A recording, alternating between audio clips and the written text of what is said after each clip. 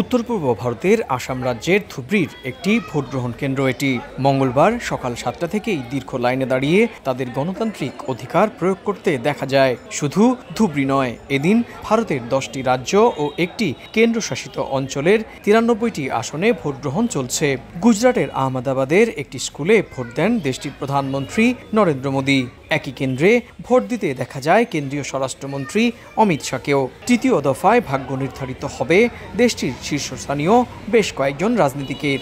এর মধ্যে রয়েছেন কেন্দ্রীয় স্বরাষ্ট্রমন্ত্রী অমিত শাহ সহ মোদীর মন্ত্রিসভার প্রভাবশালী আরও 5 জন মন্ত্রীর। এদিকে প্রথম এবং দ্বিতীয় দফার মতোই বিচ্ছিন্ন ঘটনা ঘটেছে পশ্চিমবঙ্গেও।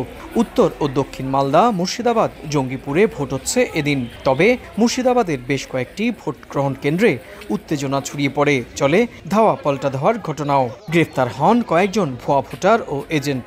দুপুর 12টার আগ পর্যন্ত রাজনৈতিক দলগুলোর পক্ষ থেকে 5 শতাধিক অভিযোগপত্র জমা পড়েছে নির্বাচন কমিশনে।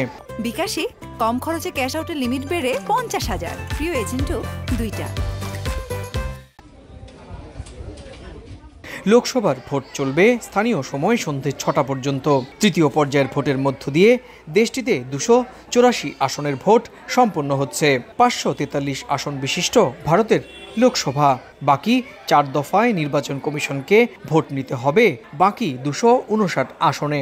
এভাবেই সকাল থেকে দীর্ঘ লাইন দিয়ে ভারতের সাধারণ জনগণ তাদের গণতান্ত্রিক অধিকার প্রয়োগ করলেন।